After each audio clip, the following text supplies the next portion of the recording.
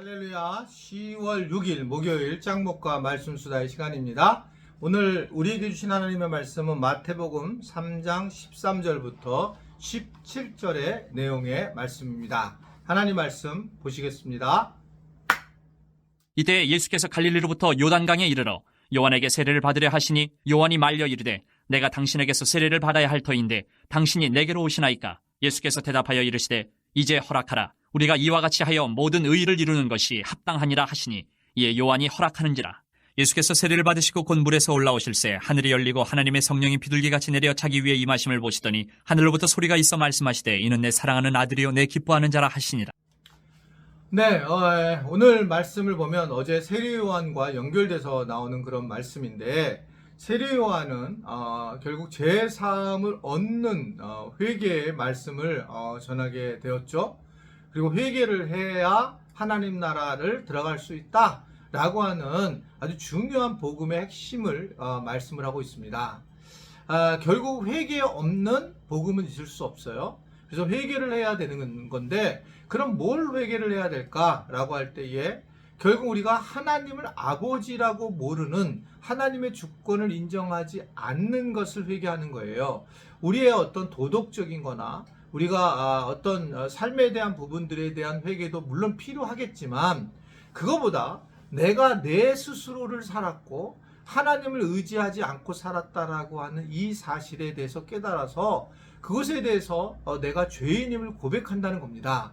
즉, 내가 죄인인데 나 혼자 살아서 내가 결국 지옥 갈 수밖에 없는 존재다 라고 하는 것을 인정하고 살아가는 것이 내가 죄인인 것을 알고 고백하는 것이고, 그래서 내가 이 죄에 대한 문제를 해결을 하기 위해서 예수님을 믿게 되고, 그 예수님을 믿는 순간에 예수님이 나의 주인이 되어 주셔서 예수님이 나 대신 십자가에 달려 돌아가시는 거죠.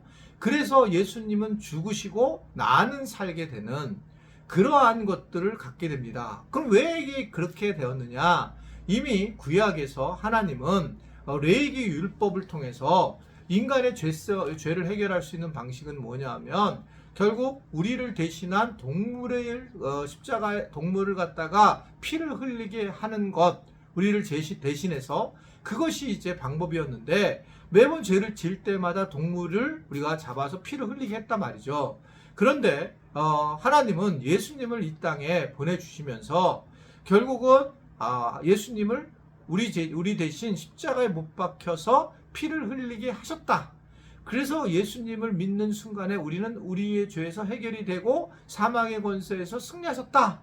그게 이제 출애굽에서 나왔을 때에 이스라엘 백성들이 어린 양의 피를 문설주에 바르게 되었고, 이것으로 인해서 살아나오게 되면서 많은 사람들이 이런 것들을 가지고 이제 결국은 예수 그리스도를 믿는, 그 어린 양의 피를 믿는 사람들만이 살게 되는, 나머지 애굽의 장자들은 죽게 되는 상황을 보게 되고, 이런 것들을 이제 예수만이 믿어야지만 살 수 있다라고 하는 것을 보여줍니다. 그래서 이 초대교회는 예수 외에 다른 이름으로 구원을 받을 수 없다라고 하는 것들을 이야기를 하고, 오직 예수만이 전부고 예수만을 믿어야지만 우리가 구원을 받을 수 있다라고 하는 복음의 핵심 메시지가 생기게 된 거죠. 그런 과정에 예수님의 죄가 어떻게 해결되었을까라고 하는 것이 오늘 본문에 나오는 겁니다. 즉, 예수님이 세례요한에게 나도 죄 사함을 받는 세례를 회개하는 그 세례를 받고 싶다라고 했더니 이제 세례요한이 거절을 하는 거죠. 왜냐하면 이분은 구세주이기 때문에. 그랬더니 예수님은 아니다, 허락하라 라고 하면서 이것이 합당하다라고 얘기했더니 세례요한이 이제 허락을 하게 되었어요. 그러자 이 세례를 받는 순간에 성령이 비둘기처럼 임하시게 되고, 그리고 그 다음에 하늘에서 하나님의 아버지의 소리가 나서 이는 내 사랑하는 아들이요 내 기뻐하는 자라 라고 하는 것이 드러난다는 겁니다. 신학적으로 되게 중요한 부분인데, 왜 중요한 부분이냐면, 결국 예수님께서 이제 세례를 인간인 세례요한에게 세례를 받죠. 사실 예수님은 하나님이신데, 그리고 내려와 가지고 세례를 받으면서 예수님이 완벽한 인간이 되는 과정이 되더라는 겁니다. 완벽한 인간이 되는. 그럼 왜 완벽한 인간이 되느냐면 우리의 죄를 담당하려면 우리의 예수님이 죄가 있어야 되는데 예수님이 죄가 없으시면 우리 죄를 담당할 수가 없는 거예요.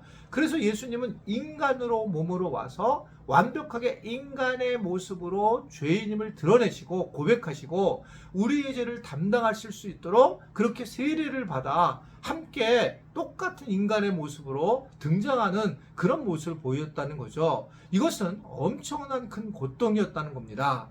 그러자 이러한 예수님의 모습에 따라서 오늘 성경은 굉장한 비밀을 보여주고 있잖아요. 이 마태가 뭘 보여주고 있습니까? 성령이 임하게 됐다는 거예요. 성령이 비둘기 모양같이 임하게 돼서 성령이 이 예수님을 철저하게 보호하기 시작을 했고, 그리고 이 사건을 통해서 하나님은 정말 내 사랑하는 아들이고 기뻐하는 자라라고 하면서, 그러면서 분명하게 예수님이 하나님의 아들임을 선언하는 장면입니다. 즉 이걸 소위 말하면 삼위일체가 다 이곳에서부터 등장하기 시작하는 거예요. 그래서 이 삼위일체가 결국 예수님의 이 사건을 통해서 확연하게 이 삼위일체가 그 대가를 지불하고 결국 우리의 죄를 담당하셨다라고 하는 것을 선언하는 그런 모습인 것을 볼 수가 있습니다. 예수님은 이 사건을 통해서 인정을 받게 되는데 왜 그랬냐 말씀드렸잖아요.